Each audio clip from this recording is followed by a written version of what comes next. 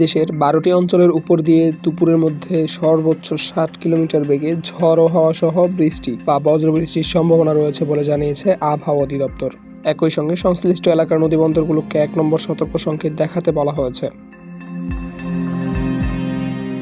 বুধবার দুপুর ১টা পর্যন্ত দেশের অভ্যন্তরীণ নদীবন্দরগুলোর জন্য আবহাওয়াবিদ হাফিজুর রহমানের সই করা এক পূর্বাভাসে এ তথ্য জানানো হয়েছে। পূর্বাভাসে বলা হয়েছে, রংপুর, দিনাজপুর, বগুড়া, টাঙ্গাইল, ময়মনসিংহ, খুলনা, বরিশাল, পটুয়াখালী, নোয়াখালী, চট্টগ্রাম, কক্সবাজার ও সিলেট অঞ্চলের উপর দিয়ে দক্ষিণ বা দক্ষিণ পশ্চিম দিক থেকে ঘন্টায় ৪৫ থেকে ৬০ কিলোমিটার বেগে অস্থায়ীভাবে দমকা অথবা ঝড়ো হাওয়া সহ বৃষ্টি বা বজ্রবৃষ্টি হতে পারে।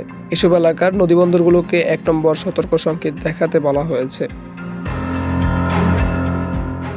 এদিকে মঙ্গলবার ৯ জুন সন্ধ্যা ৬টা থেকে পরবর্তী ৫ দিন বা ১২০ ঘন্টার আবহাওয়ার সিনপটিক অবস্থায় বলা হয়েছে, দক্ষিণ পশ্চিম মৌসুমি বায়ু এরই মধ্যে বরিশাল, চট্টগ্রাম, সিলেট, ময়মনসিংহ ও রংপুর বিভাগ পর্যন্ত অগ্রসর হয়েছে।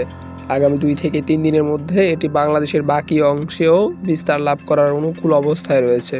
এমন পরিস্থিতিতে আজ সন্ধ্যা ৬টার মধ্যে রংপুর, ময়মনসিংহ, চট্টগ্রাম ও সিলেট বিভাগের অনেক জায়গায় এবং রাজশাহী, ঢাকা, খুলনা ও বরিশাল বিভাগের কিছু কিছু জায়গায় অস্থায়ীভাবে দমকা হাওয়া ও বিদ্যুৎ চমকানো সহ হালকা থেকে মাঝারি ধরনের বৃষ্টি বা বজ্র সহ বৃষ্টি হতে পারে। সেই সঙ্গে দেশের কোথাও কোথাও মাঝারি ধরনের ভারী থেকে ভারী বর্ষণ হতে পারে। বৃষ্টিপাতের প্রবণতা থাকায় সারা দেশে দিন ও রাতের তাপমাত্রা সামান্য হ্রাস পেতে পারে।